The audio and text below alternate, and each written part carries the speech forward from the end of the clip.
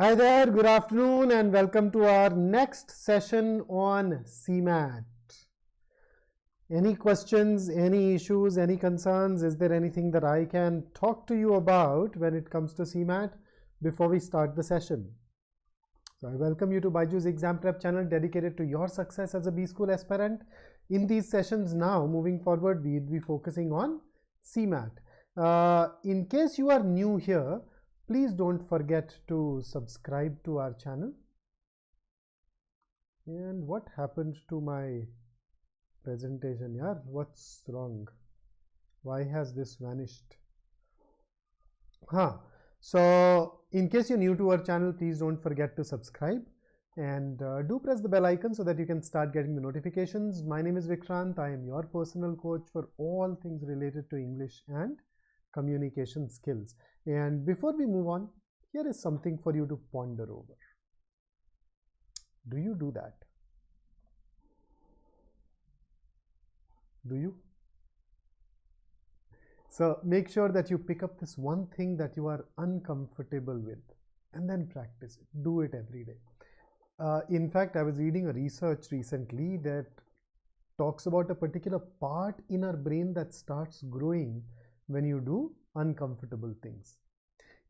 It's not about things that you enjoy, but what if you eventually start enjoying that uncomfortable thing? Then the part won't grow, but then you need to continuously or continually at least pick up things that challenge you, worry you, and then work on those. So with that, let's focus on CMAT. We know that the notification is not out, but the tentative date, or in fact the date that you and I should treat as an actual date, is 12th of May. We will know the exact date when the notification comes out. As and when, until then, this is a tentative date. After that, once we have the actual dates, we can of course go ahead and change it. So the overview of the exam: it's a 3-hour computer-based test where you get 100 questions spread over 5 sections. Every question carries 4 marks. If you get it wrong, they deduct 1 mark from you. And there is no sectional time limit in these or across these 5 sections, so you are free to spend your 180 minutes in whichever way you want to. There is no sectional cutoff either, which basically implies that you would like to go ahead and move towards maximizing your score through whichever section you think is going to give you the best opportunity. The sections are Quant and DI, Logical Reasoning, General Awareness, and a new one, Innovation and Entrepreneurship. And then of course the area that you and I work together on, English. In the CMAT exam, it is typically called Language Comprehension, and in this Language Comprehension segment, you get vocabulary based questions, you get grammar based questions, you get reading comprehension, and you have sentence jumbles along with parajumbles. So that's basically the domain that you have, and all of these questions combined would typically total to 20. Okay, so normally you should expect around 5 odd questions, and just an indicative breakup. Okay, around 5 odd questions from reading comprehension, roughly around 1 from parajumble, and 7 each which are vocabulary based and grammar based. So that's the kind of exam that it is likely to be. Let's dive into our practice today, starting with a passage. So ready? So I'll give it to you paragraph by paragraph, but unfortunately I was able to fit the first paragraph on a single slide. The second paragraph I had to, it was a longish paragraph, so I had to split it across 2. So let's start. Here it is.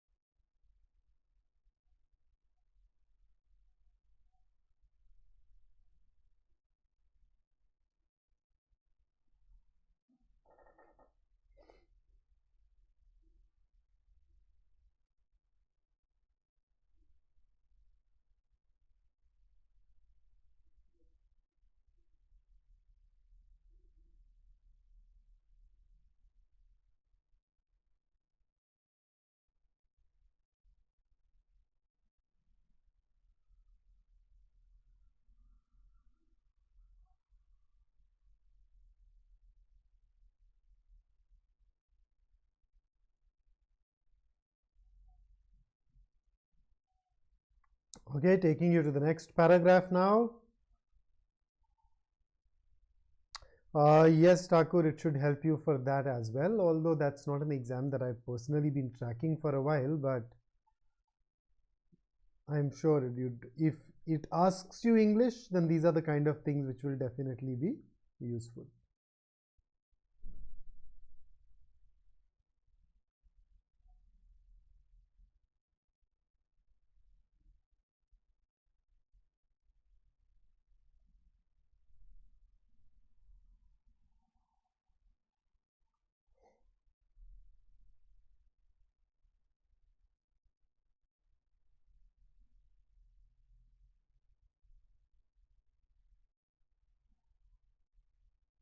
But ATMA exam must have happened by now, no? Okay, they actually conducted twice, yes.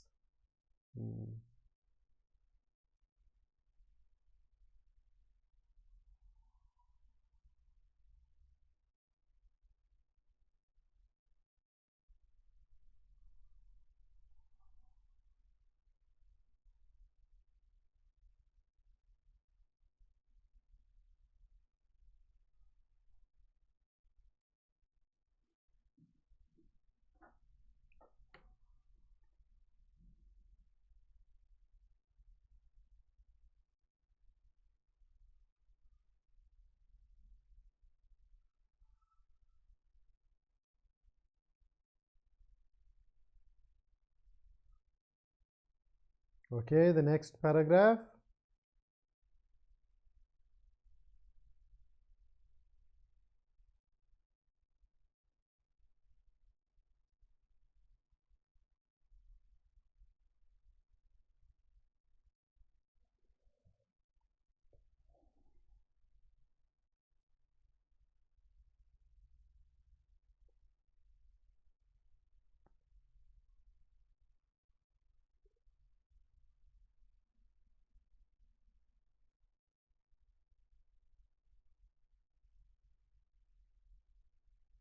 All right, so with that, let me now take you over to the questions. And the questions are the kind of questions that you would typically expect in CMAT exams.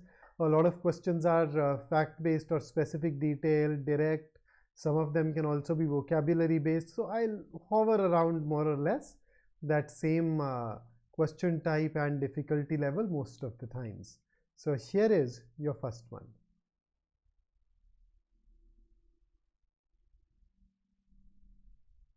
So what is the general tone of this particular passage?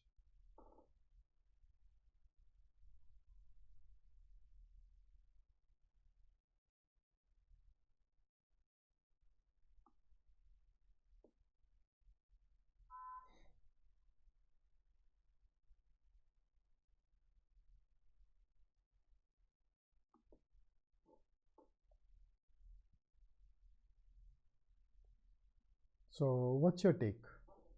Oops.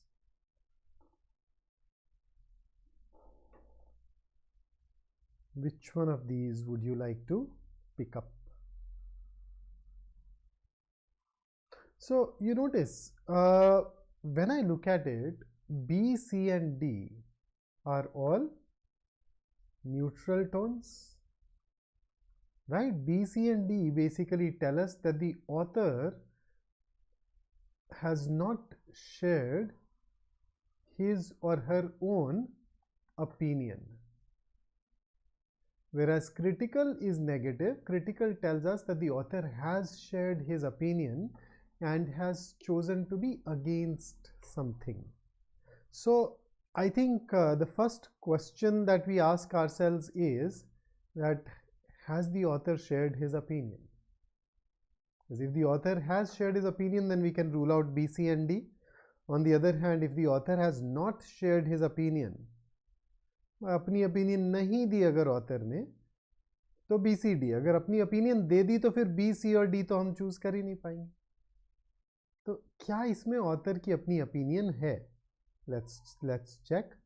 So आप देख रहे हैं, the author has very clearly offered a piece of advice here. हाँ, And in the very first paragraph, the author has this opinion that, hey, instead of being the masters of the machines, we are becoming their servants. They were originally designed to help us save our time. But then the time that we save, what do we do with that? We do very little, right? We should try to become more civilized. So as you can see, it's very clear that the author has shared his opinion, and therefore B, C and D can be eliminated, and we can opt for A because he's not happy with the way things are being done. That is why he's suggesting a different course of action for us. So critical, yes. Advising us to do something, yes, but then the options make it easy for us to eliminate. Here is the next one.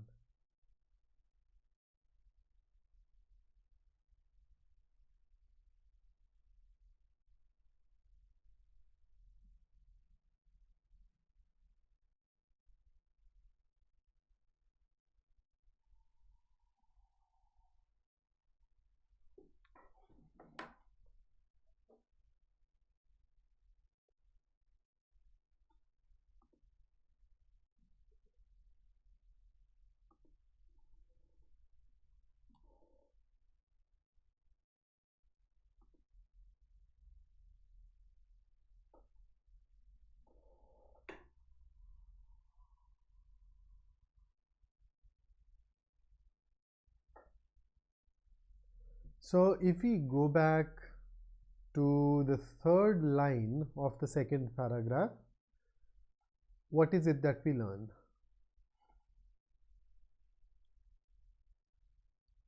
So the time that is saved, we do very little. For the most part, we use our time and energy to make more and better machines. So the idea was to save that time to do something else, but we are not able to do something else. We are basically fallen into this trap of making more and more machines. So when you outsource, so this is a question where you need to infer certain things. When you outsource your job to something else and it saves you time, then you can utilize that time into an activity of your choice, which is leisure. Or if nothing else, then it leaves you with more energy. But unfortunately that is not happening because we end up reinvesting it into making machines, and therefore the best answer for question number 2 should be option B. Here is your third question.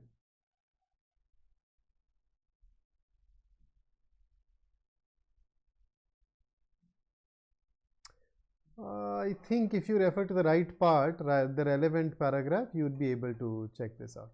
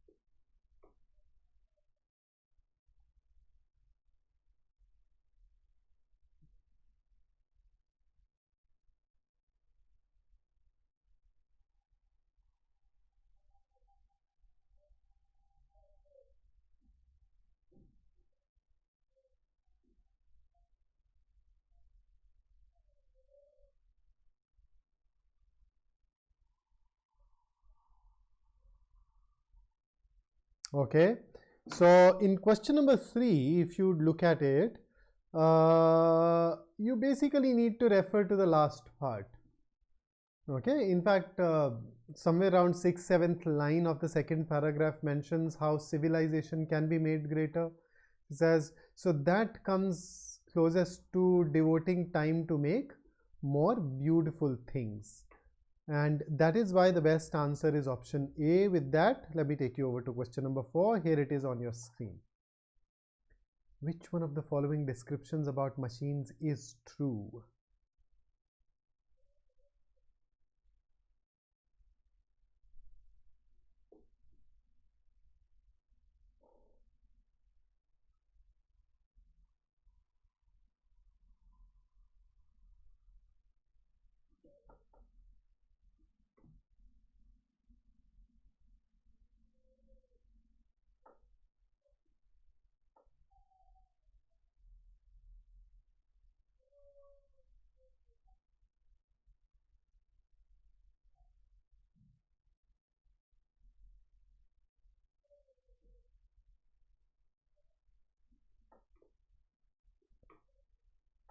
So according to the passage, machines are stern masters. That's given to us in the first paragraph.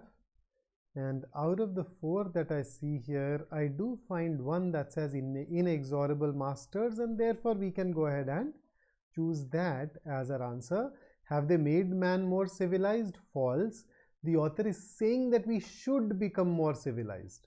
If they have already made us more civilized, then why would we advise? So D can as a result be eliminated. And here is your question number 5. How do we use the powers bestowed upon us by science? You need to find the right part in the passage and then answer the question.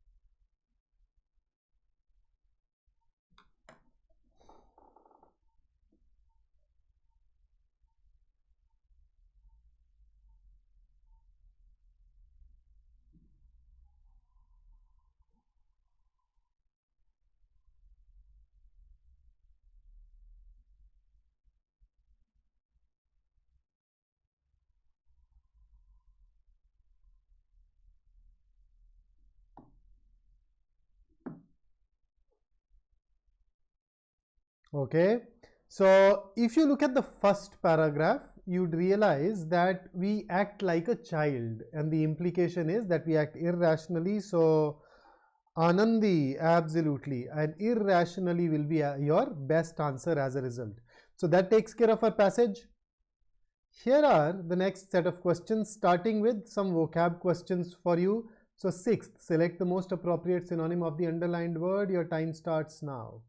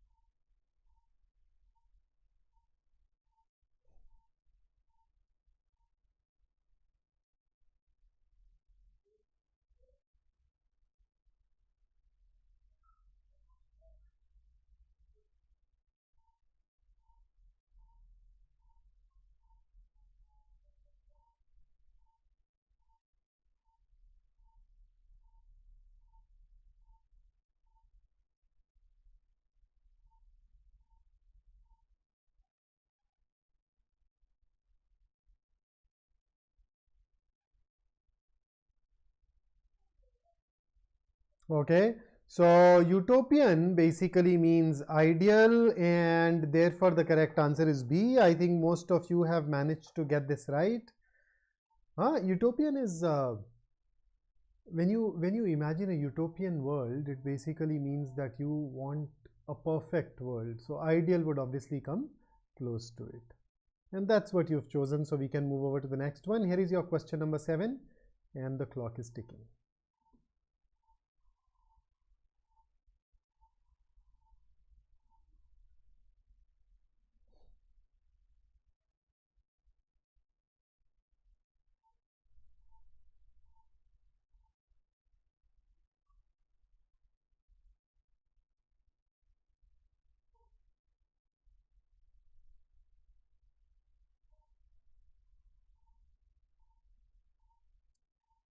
And our time is up. So when you look at the word nugatory, nugatory essentially means something that is of no value, something that is of no importance.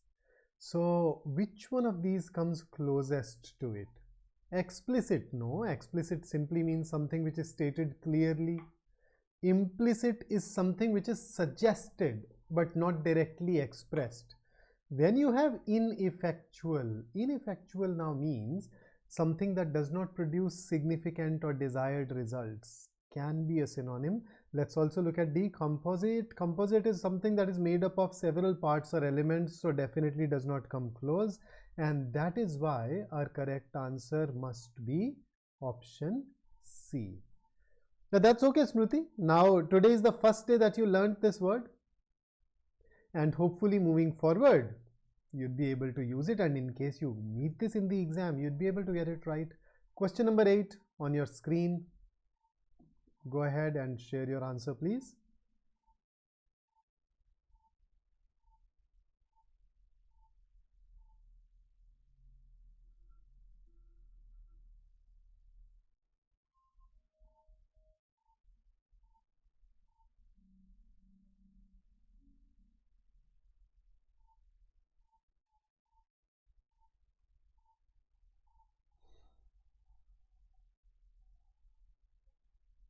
Okay, so I think quite a few of you probably know the meaning of the word convulse, right?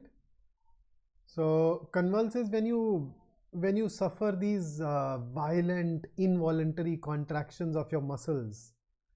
हाँ, so वो जैसे कुछ लोगों को नहीं आते fits, नहीं आते fits, epileptic fits, etc. So when a person does that, all those involuntary contraction of the muscles, that's called convulsion. So he first convulsed and then collapsed on the floor. We are looking for a synonym, so the closest that we have obviously is A, shivered. So there has to be that violent contraction. Crouch simply means to bend your legs and your body so that you go close to the ground, but then you may remain still there. Shouted and cried, I don't even need to tell you about. Here is the next question, but what changes? A very important part in the direction. Now I am asking you for the antonym and your time starts now. This should be an easy one for you.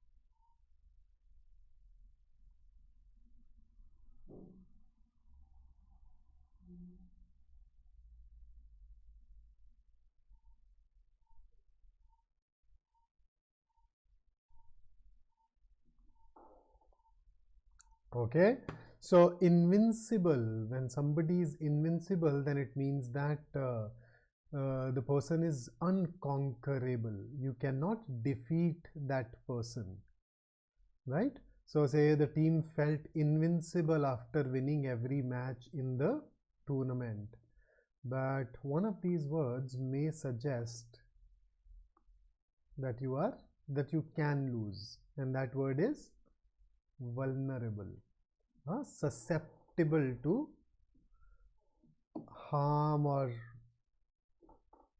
able to be conquered. Impregnable, on the other hand, is going to be a synonym. So impregnable is something whose defenses are so strong that you cannot really get in. Unbeatable is a synonym. Insurmountable is something that cannot be overcome. Right? So there is that. And thus, I think vulnerable is going to be our only option. 10th, another question where I'm asking you for the antonym and your time is on. Just think of your physics classes a bit and it should be easy.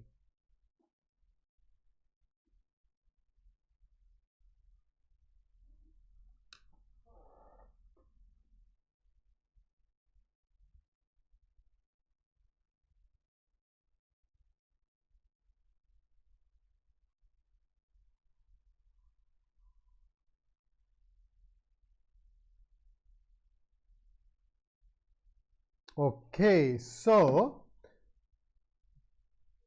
what's your take, guys? What's your take?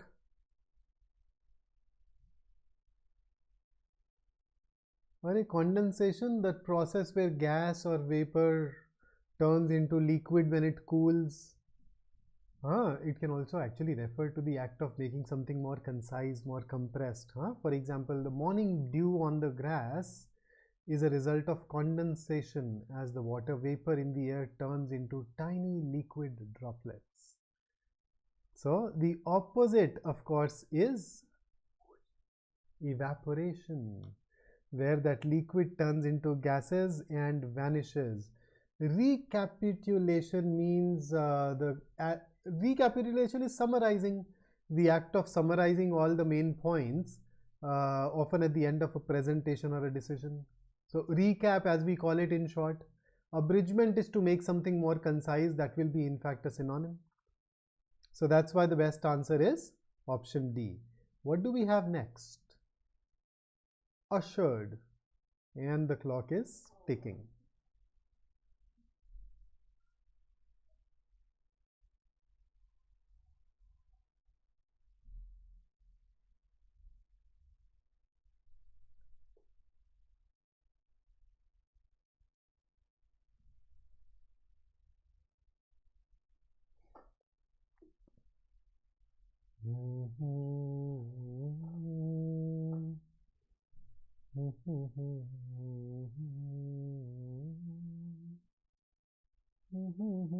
Okay, so to usher basically means to bring, right?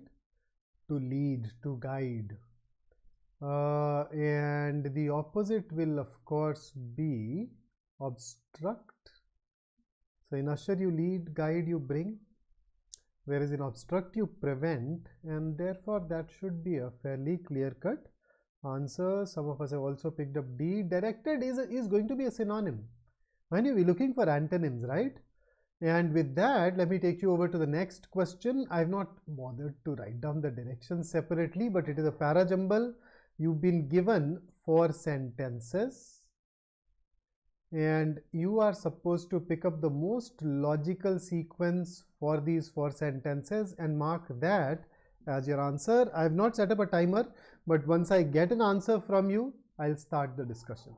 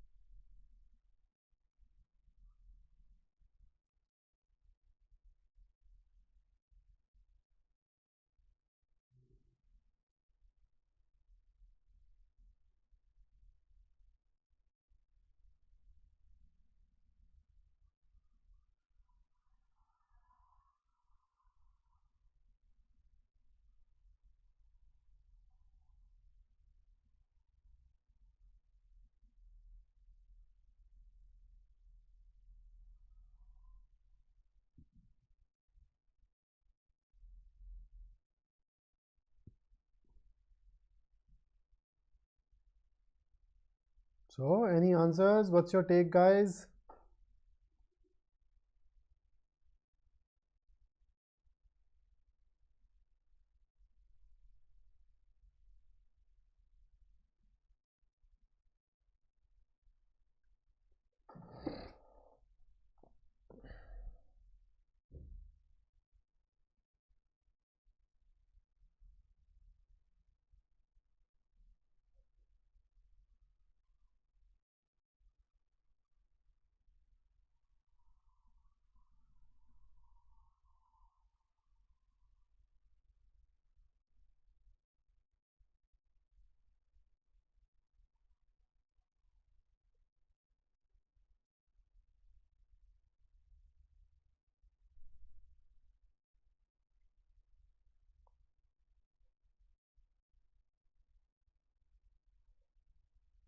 Okay. So there is one answer from Sonu. And okay, Sonu has given both the answers so far. Let's see.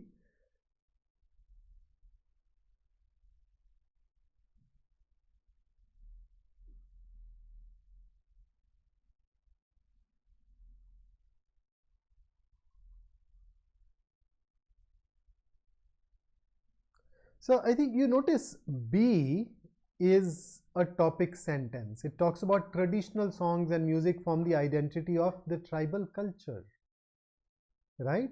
Whereas the moment I look at D, it talks about Chhattisgarh specifically. A, it talks about Chhattisgarh specifically. So B needs to come before D, and therefore we can rule out options C and D.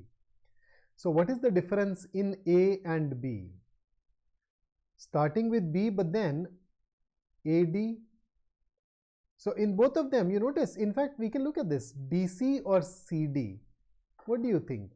What should come? What sort of sequence would we prefer here?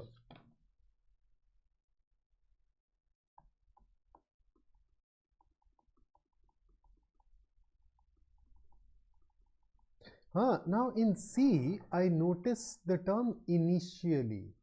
Initially, the tribal songs in their dialect. So we are not limiting it to Chhattisgarh yet. And because we have not limited it to Chhattisgarh yet, it goes better with B. So I'd prefer BC.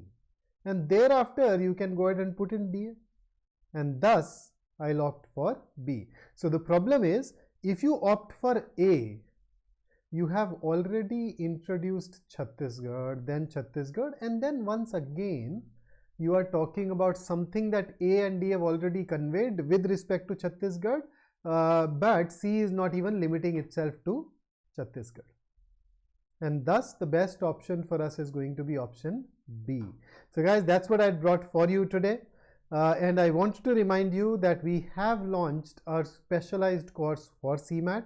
There are all things that are new in CMAT, okay? There are around 20 odd sessions that require additional input.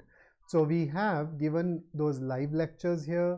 Then there are 50 plus sessions that are recordings of our live sessions that we conducted for exams like Maharashtra, CET and NMAT for those topics which are similar to CMAT. And additionally, you'd of course have your mocks, you'd have practice questions, you'd also have sectional tests.